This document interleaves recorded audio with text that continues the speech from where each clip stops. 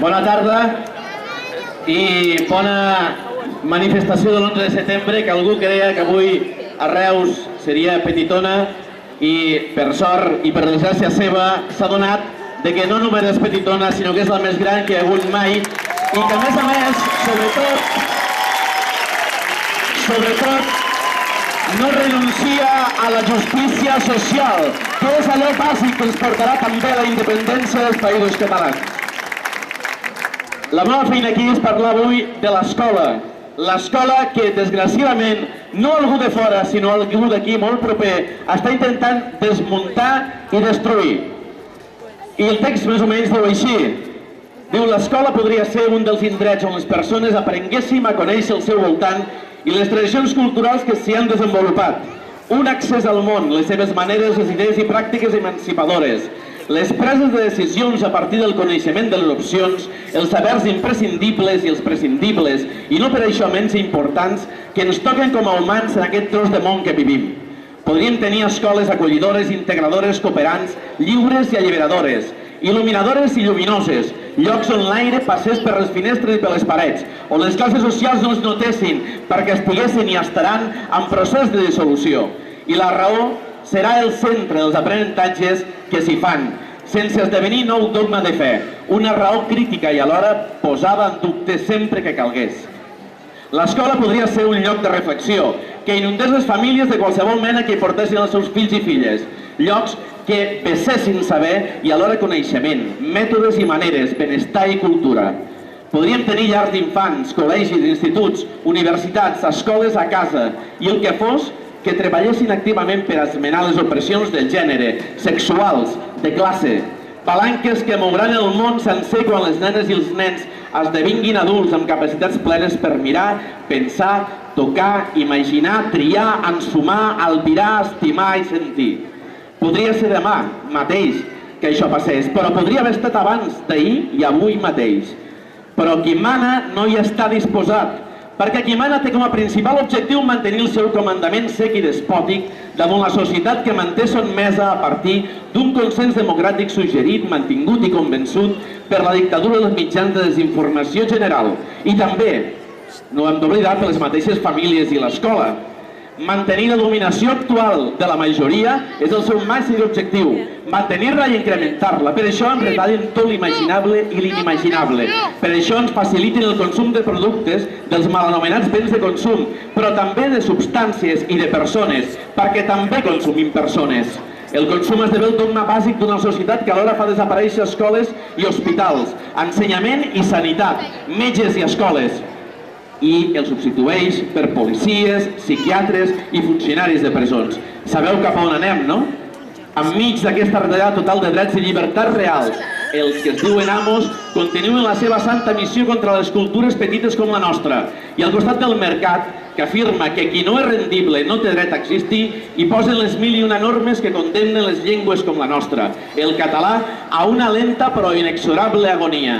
Posen en dubte la immersió lingüística a les 4 províncies de Catalunya.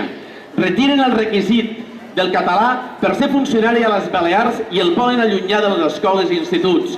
Desassisteixen les escoles catalanes de la Catalunya del Nord. Malmeten la llengua i continuen accelerada substitució lingüística al País Valencià. Anomenen aragonès oriental al català que es parla a la franja de Ponent. I així no acabaríem mai. D'això se'n diu ofensiva, guerra total, d'extermini o com vulgueu, però és legal i passa ara i aquí. Per tant, si ho volem aturar, si ho volem evitar, no hem d'encarar des de l'actualitat i prescindir de la legalitat. Només desobeir ens pot fer lliures. Lliures només si aprenem a desobeir i així ho canviem. La majoria dels que s'omplen la boca amb les paraules català, Catalunya o fins i tot països catalans s'ho miren com si això no anés amb ells, perquè diuen que ho fa Espanya o França, i és mentida. Tenim exterminadors culturals i lingüístics propis i autòctons, uns per acció i els altres per omissió, i tenen noms tan nostrats, us sonaran a tots, com Fabra, Camps, Bausà, Mas i de Gispert. Retallen la llengua, retallen l'educació, retallen la llibertat, retallen les nostres vides una rere l'altra, dia rere altre. I alguns encara el respecten perquè diuen que són part del poder. I no ho fan ells perquè siguin dolents o descurats, ni per equivocació. Els seus actes responen a un pla pensat i meditat, fins i tot repetit un cop i un altre al llarg de la nostra història recent. Raimon ho explicava fa 40 anys, quan cantava els ensenyaments que un represaliat amb 4 anys de presó, el 1963, li va transmetre després d'un recital. Cantava Raimon: si només els rics estudien, només els rics sabran. Ens enganyaran amb qualsevol cosa, unes mamelles en croma, uns culs fotografiats, 4 paraules sotmeses i un futbol manipulat. Queda clar, no? 1963, 2012, no 1714. Ara i aquí. La lluita és ara i aquí. I deia Fuster, Joan Fuster, aquell que es va inventar aquí, a la Selva del Camp, l'expressió i el concepte de països catalans, que si no en recobràvem la nostra unitat seríem destruïts com a poble. I tenia raó, tanta com Ramon Muntaner, quan explicava l'exemple de la mata de jonc i ens feia veure que només la unitat dels joncs, de les persones en aquest cas, ens feia indestructibles, però no la unitat per la unitat, perquè sols som fràgils. Un no és ningú, deia Joan Brossa. I tenia també raó. Tan fràgils que ens podem trencar, ens poden retallar, tal com de fet fan. Però junts, els joncs, som indestructibles, no ens poden trencar ni retallar. Per això, la unitat dels joncs ha d'incloure tot, tot i tot. Drets individuals i col·lectius, llibertats civils, nació i poble. Dret a ser malgrat li pesi a qui mani, dret a saber i a tenir escoles on tot rutlli perquè demà rutlli tot i tot. Llibertats per exercir-les i no només per triar entre un canal o l'altre. I m'aturo un moment.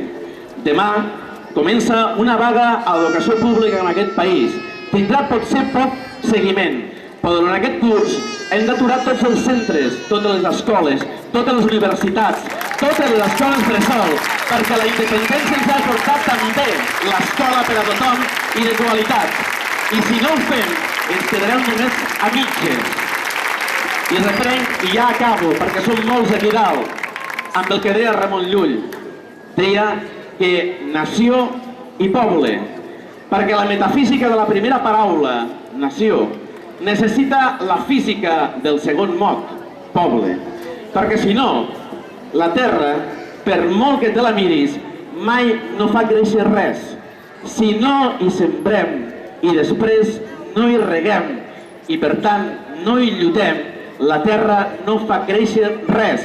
Però nosaltres tenim clar que la terra ho fa créixer tot, si la sembrem, si la mullem i si la tornem a omplir de vida. Què és el que estem fent avui aquí, què és el que farem demà a la vaga d'ensenyament i què és el que farem en aquest país que proclamem la independència de Perpinyà a Alacant i de Praga fins a Maó i construïm una societat sense classes i sense dominació social per part de determinats grups que avui també espero no siguin aquí. Visca la terra!